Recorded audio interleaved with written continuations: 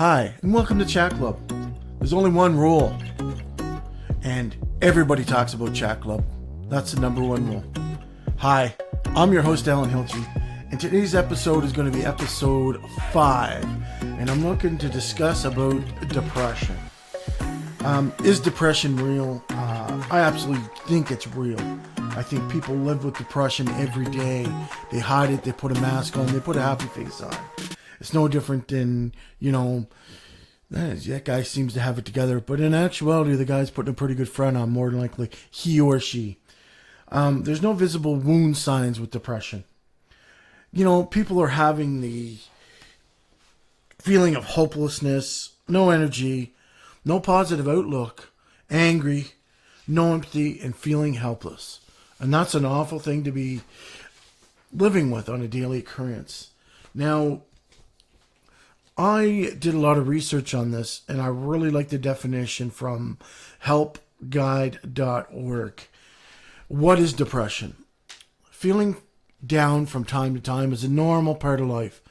But when such emotions and hopelessness and despair take hold, and it just won't go away, you may have depression. More than just sadness in response to life struggles and setbacks. Depression changes how you think, how you feel, how you function in daily activities. It can interfere with your ability to work, study, eat, sleep, and enjoy life. Just trying to get through the day can be very overwhelming. With some people described as depression, it's living in a deep black hole, having a feeling of impending doom. Others feel lifeless, empty, apathetic. Men in particular feel angry, restless. However, you experience depression, left untreated, it can become a serious heart condition. In other words, it can be, very harmful for your health, not taking care of depression. But it's important to remember that the feeling of helplessness and hopelessness are symptoms of depression, not reality of your situation. No matter how hopeless you feel, you can get better. By understanding your causes of depression, you can take the steps to feeling better and overcoming the problem. So this is a definition, I think, that simplifies basically everything, and you're not using big words and stuff like that. Now, the American Psychiatric Association has this definition. Depression is classified as a mood disorder. It can be described as feelings of sadness, loss, anger that interfere with everyday life for people. It's also fairly common that, there's a survey on it that estimates 8.1% of Americans, adults ages 20 and over, have depression in any two-week period from 2013 to 2016. Another thing, people experience depression in many different ways. It can interfere with your daily work, result of lost time or lower productivity, and it also can influence relationships or chronic health problems. Conditions that can make your depression a lot worse is arthritis, asthma, cardiovascular disease, cancer, diabetes, and obesity. It's important to realize that feeling down at times is a normal part of life. Sad and upsetting events like trauma happens to everyone. But if you're feeling miserable or hopeless on a regular basis, you can actually be dealing with depression. Now, depression is considered a serious medical condition, and it absolutely can get worse without proper treatment. So people, if you're feeling like this, get the treatment. It's your first step to, being a better person and feeling better. It's not that you're not a better person, but getting to the point where you feel better about yourself is the most important thing. Yet, those who treat treatment often see improvements in symptoms in just weeks. So if you're feeling hopeless out there, people, and you feel like you're alone, try to get the help, because people within 2 weeks feel better. Wouldn't that be something to to look forward to? Absolutely, I think 100%. My view on depression is I know that I was depressed when I went through my bout. When I talked about it in my journey, my first episode, and I talked about, being depressed. I've had some traumatic events over the year with work, regarding work. Um, you know, in the end of the day, I felt hopeless and I felt like I was at a dead end job and a lot of negative emotions. And it transferred into me being a negative person, which transferred me into being a negative Nelly at work or a negative influence in other people and bringing them down. And listen, I apologize to the people I work with if I became that person, because I know now that I look back on depression and anger and stuff, I did probably have that, and I've dealt with that for years. Was I manic depressive or anything like that? No, absolutely not. But I think I was depressed because I'll tell you a little bit about a story. And I was at work one time, something happened, and I got brought up front by one of my bosses. I'm not going to say names because it's not about him. It's about the impact on me. When I went up, I felt I was kind of a little nervous, and I asked if it was anything big. Do I need to bring someone with me? Oh, no, just a regular chat. So anyway, I got up there, and for about a half an hour, I felt like the worst worker in the world. I felt harassed, bullied, intimidated. I was basically told, how do you feel? How do you feel? Trying to get a direct response to if I was going to have an outburst, or, they could get something on me saying I was being negative or yelling or threatening or intimidating. And I bit my lip, people. I know I was so frustrated. I was angry. And I kept saying no. And he kept saying, or he or she, I'm not going to determine who it is. And people that are listening that from my work, you'll know who it is. He or she kept going. I keep saying he, eh? No. Anyway, this person kept doing this and poking me. Well, how do you feel about this? And how do you feel about that? I mean, I was told I was the worst worker. I didn't know my job. You're lucky to have a job. Oh, boys. I felt really intimidated and very embarrassed. And I had probably numerous supervisors. I'm not going to say how many people in the room. And I had one supervisor that did defend me and did say that I was a good worker. And I did do my job great. And I worked with my clients, did a lot of stuff with them, and I was very positive with the clients. There was one person out of that room, and it was almost felt like it was a bad cop, good cop. But I'll tell you, that was one of the most impactful conversations I have ever had in my entire life. To this day, it makes me angry that I didn't do more, that I didn't stand up. But at that point, what do you do? I mean, that's your supervisor. Do you go this route, and then you blackball yourself? And I come up through them doors, and I was with another person, and I said, you know what? I feel like I was harassed in there, and I was bullied. And the person looked at me with a white face and said, no, don't do that. And to this day, it was probably the most regretful thing, because I didn't stand up for myself, and I didn't take a stand. And do I regret it? No, I guess in turn, going through all this turmoil and getting to the place where I'm at now, I can't look back at that. I can't look back at it as being impactful in my life anymore. I have overcome it. I have challenged myself, and I have got to the point where it's okay. I'm okay with what happened, because it made me a better, stronger person, because here I am talking about it as the first step, and discussing it as another, and being a part of this whole podcast is to help people. And I think that if you hold on to trauma, you got to learn to wade through it. And that's like depression. You got to wade through it, and you got to put your rubber boots on, and you have to wade through this mess of feelings and hopelessness and sadness and impending doom and black hole stuff, and really get into what you need to get done and where it started. And that could have been my turning point in my career, and it could have been the ending point, but I survived. I was a battler.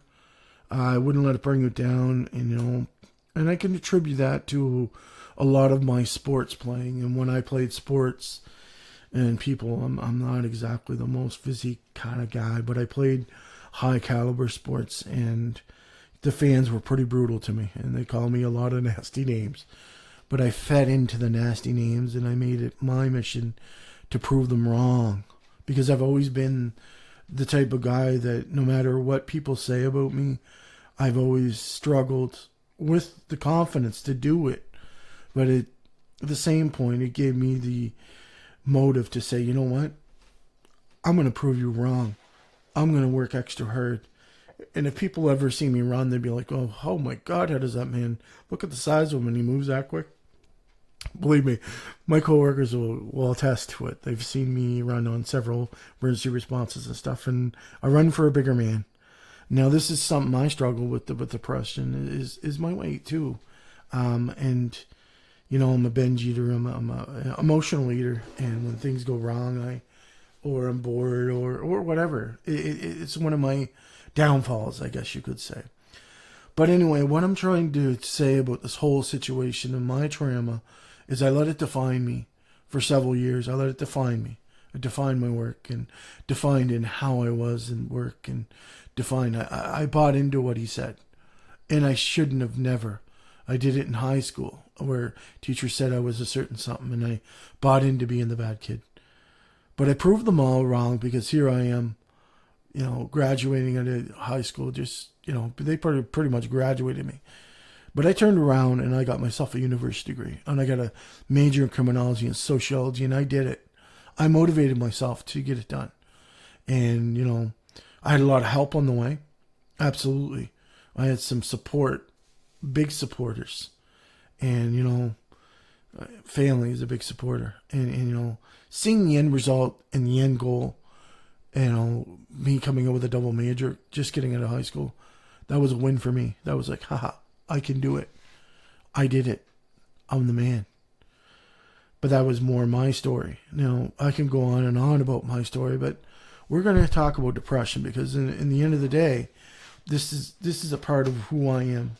Did I deal with it a lot? I'm not sure if I did. I know I had some days where I was hopeless, and I had some days where I felt like I wasn't, you know, a part of society, and I kind of drowned myself out. But I pulled myself through, and I'm not going to dwell on that, because I don't need to dwell on it. It doesn't define me. What happened, what people say, doesn't define who I am today. I'm standing up and I'm breaking the silence of who I am. That story I've told some people, but I've never made it public like I did. And that was probably the most traumatic things I've ever had from work. And it defined me for a lot of years. Defined me, and it held me back from getting promotions. It held me back from, you know, doing different things. It's, you know, because everyone's, oh, he's awful negative. Man, he's negative. But no one ever once asked me how I was. How are you doing? And that's what we need to do. We need to understand if people are angry, if they're not acting. We need to take the time to show that we care. Because if we show we care, then it shows hopeful signs that they mean something to the workplace, to their lives, to who they are, and what kind of person they are. We need to start doing that. Now, I've also researched on the National Institute of Mental Health, depression. Major depression disorder and clinical depression is a common and a serious mood disorder. It causes severe symptoms that affect on how you feel and how you think and how you handle daily activities, as much as sleep, eat, and working. To be diagnosed with depression, the symptoms can be have to be present for at least 2 weeks. So I'm going to go into the different disorders of depression. I'm going to talk a little bit about them. So, you know, I'm going to try to... some forms of depression are slightly different, or other may develop under unique circumstances, such as persistent depressive disorder, which is also called diphtheria. I hope I pronounced that right. Is a depressed mood that lasts for at least 2 years. Wow.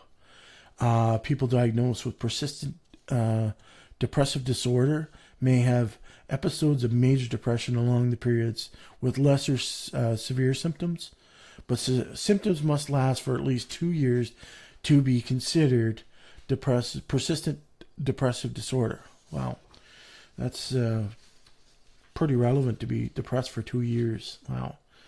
I know people deal with this. I just find it hard to live like that. And I know people do, and I'm not ever. I feel for people that do. That's why I'm here. There's another one. Postpartum depression is much more serious than baby blues. A lot of women have this. You get baby blues, but it's relatively mild depression in anxiety symptoms, which typically clear within 2 weeks after delivery. Some women experience after giving birth. Women with postpartum depression experience full-blown major depression during pregnancy and after, which is called postpartum depression. Feeling of extreme sadness, anxiety, exhaustion that accompany postpartum depression make it difficult for these new mothers to complete daily care activities for themselves and for their babies. Wow. Gosh. And if you do have this, it's a part of it. It's natural. A lot of mothers have this. So please get help. Psychiatric depression occurs when a person has severe depression plus some form of psychosis, such as having disturbed faults, fixed beliefs, delusions, or hearing or seeing upsetting things that other cannot hear or see, which means hallucinations. The psychiatric symptoms typically have a depressive theme, such as delusions of guilt, poverty, or illness. So, watch out for signs of this. Like I said, the quicker you get help with this, the better you feel. And there's millions of people that deal with this every day. And I applaud them for being champions, because it's so hard for people. And I get that it's hard. But if you can reach for that source of strength to get yourself out of that dark hole, you'll be better. You'll feel much better. There's another one called seasonal affect disorder, which is characterized as being onset of depression during the winter months, when there is less natural sunlight. This depression generally lifts during the spring and the summer. Winter depression is typically, occupied with social withdrawal, increased sleep, weight gain, predictably returns every year in a social affect disorder. So seasonal, makes sense. We get into February, and that's why February is a suicide month, because that seems to be the most likely that people commit suicide is in February. So, this, in correlation to that, absolutely I can understand that why people get to the point. You seem the robotic, you're doing the same thing every day, and you don't want to be doing the same thing. So, I get it. If you have this, get help. There's lots of help out there. Bipolar disorder is different than from depression, but it is included in the list because someone with bipolar disorder experiences episodes of extreme low moods that meet the criteria for major depression, called bipolar depression. But a person with bipolar disorder also extremes high or a very happy mood, extremely happy, overjoyed, that type of mood. Mood's called manic or less severe form of hypermania. So that is the different ones as far as depression, what gets into it. Then I have something, what factors may be related to depression? So I have some factors. Depression may be caused by one factor or alone or a combination of numerous factors. Some factors believed to be active in contributing to depression. So we're going to look at one of them as being family history. Depression could be something that runs in families, genetics. If Uncle Willie was depressed, then chances are there's genes somewhere that can happen. It's just fine. Just get the help, because it's not a hindrance. It's just a little setback that you need to tinker with. Imbalance of chemicals in the brain is one. Difficult life events like traumatic events can be a big impact. And if you don't, you know, the next one is traumatic events in childhood, such as influence a mental outlook through their life, a person's life.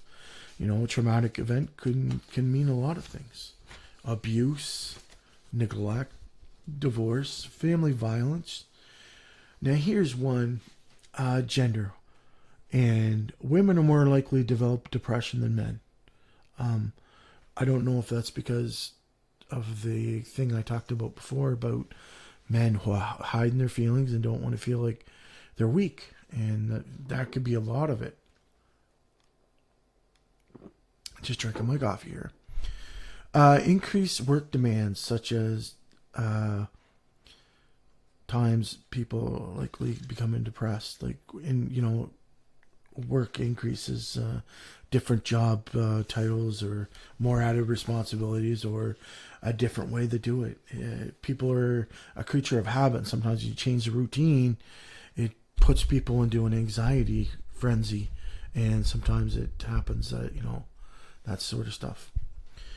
Low income, living alone, or divorce can bring out symptoms of depression. Some money troubles or financial hardships definitely can come into it, because again, you're seeing no end to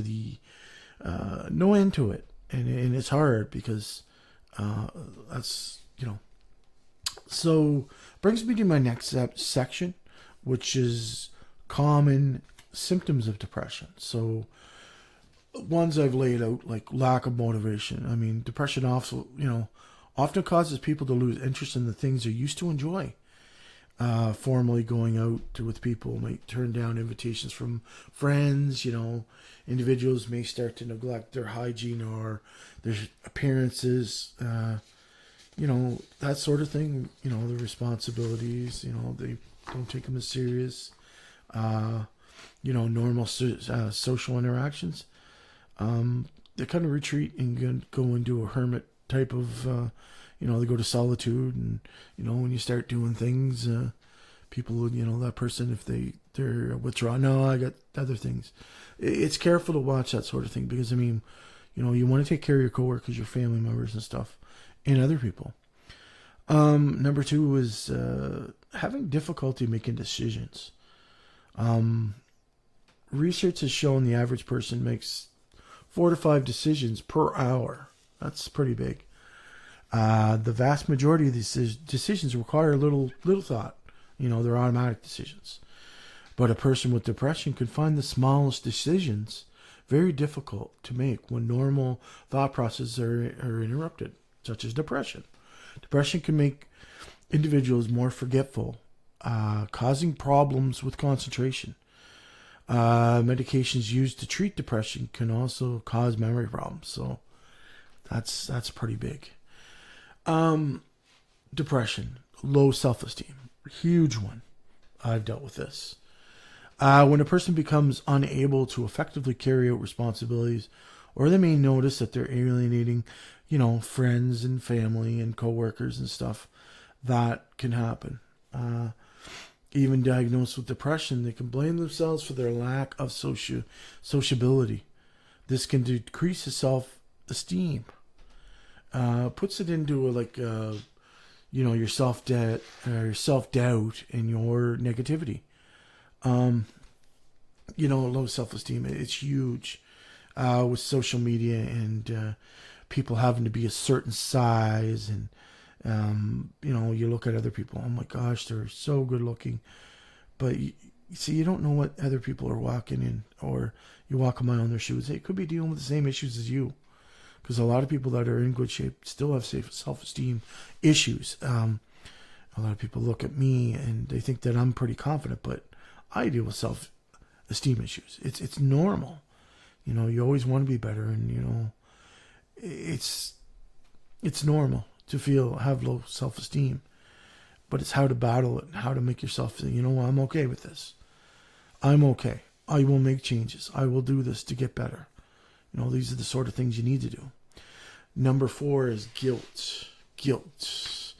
Someone with depression may develop irrational or disappropriated feelings of guilt, whether it's legitimate reasons or not. They may feel emotional reaction to what is typically out of proportion how to have a healthy person would feel the same circumstances. Worse, the sense of being unable to correct causes of guilt can create an emotional tailspin, which exuberates other symptoms such as antisocial personalities and a low self-esteem. So guilt can also do that. That's just bad. Irritability. Men deal with a lot of this because that's how they deal with how they feel. They get angry. People with depression sometimes can be intolerant of behavior of others. Difficulties to face it in handling challenges, seeing the apparent ease in which acquaintances manage their lives is maddening.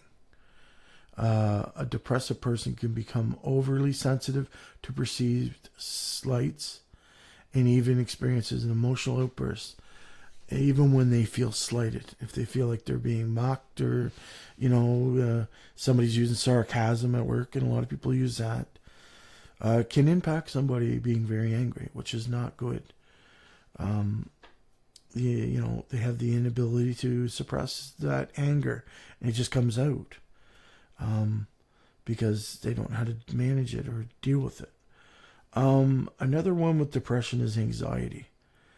People can be, with depression, become preoccupied with what's wrong with them, leading to anxiety.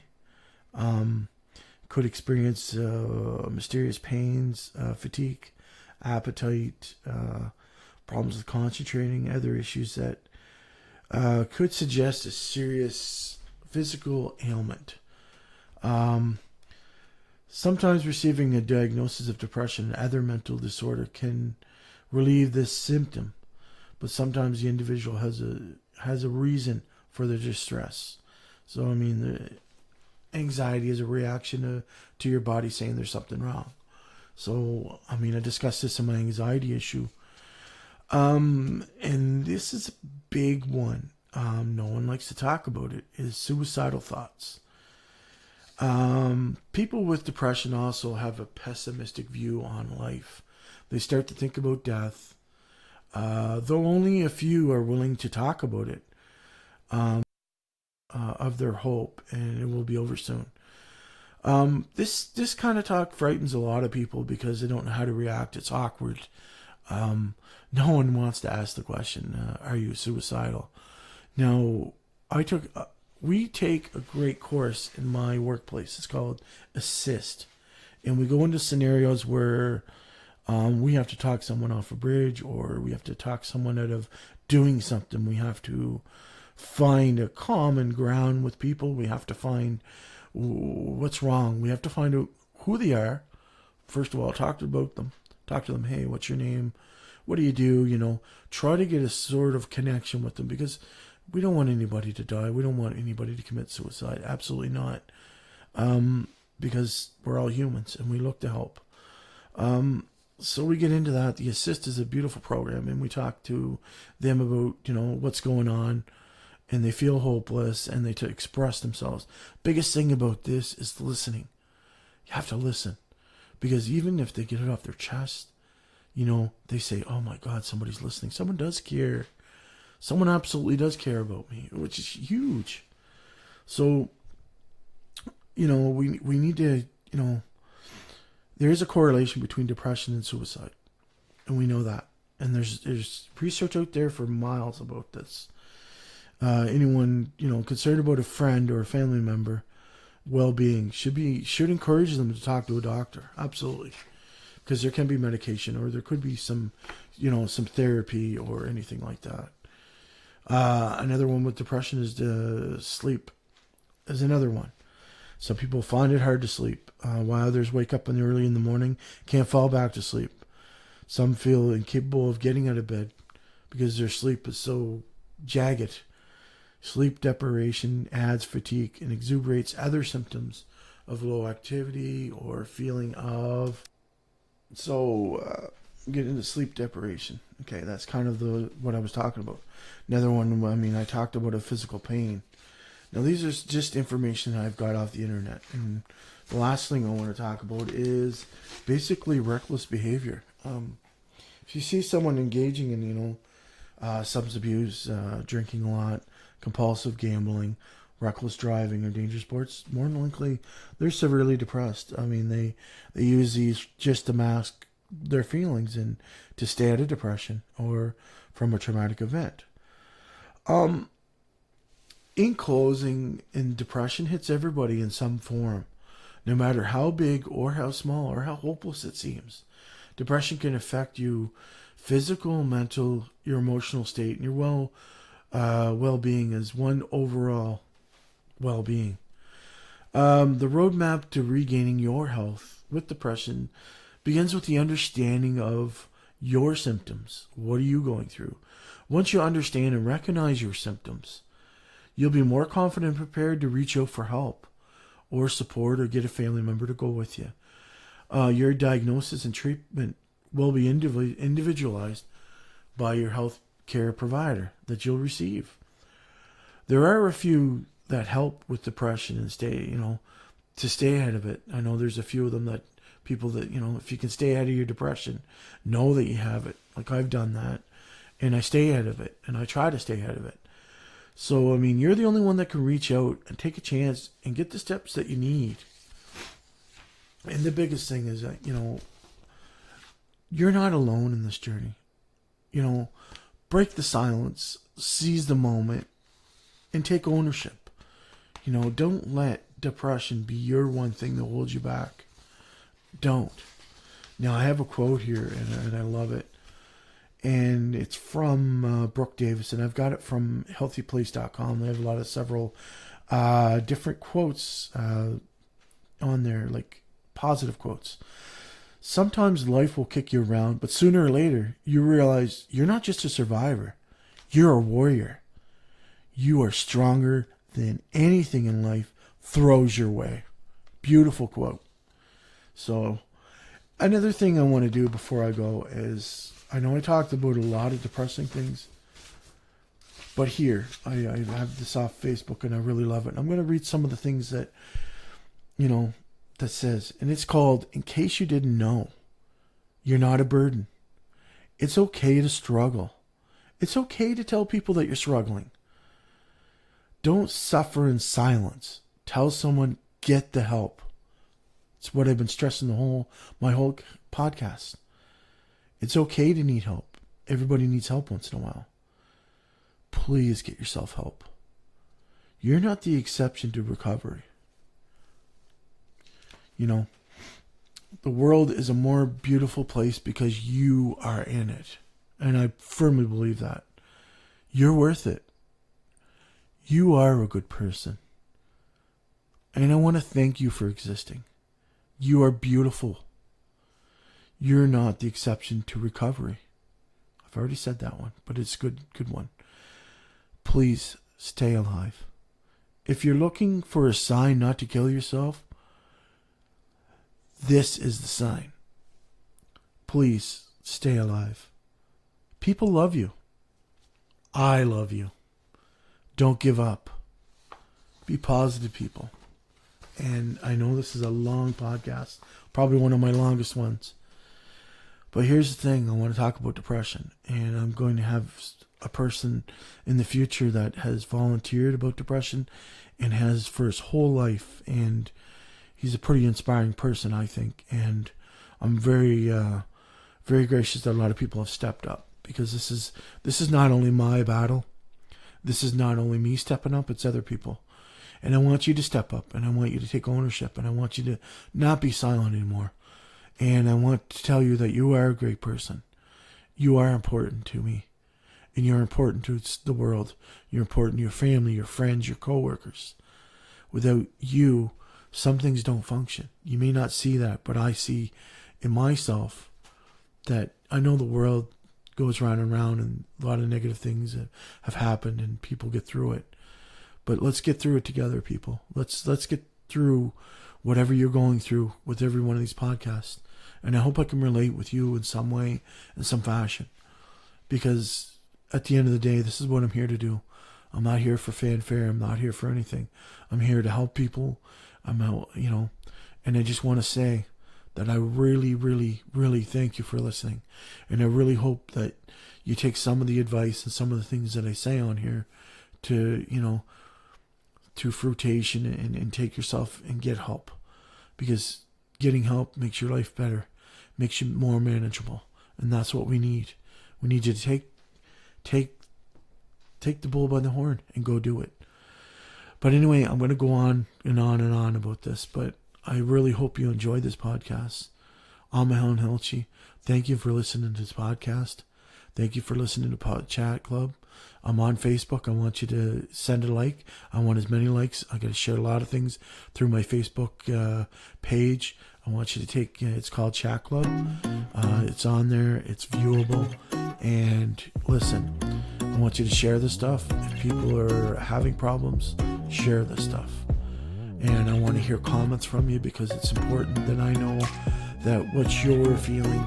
Maybe I'm not saying some things. Maybe there's a topic that you want that I'll talk about.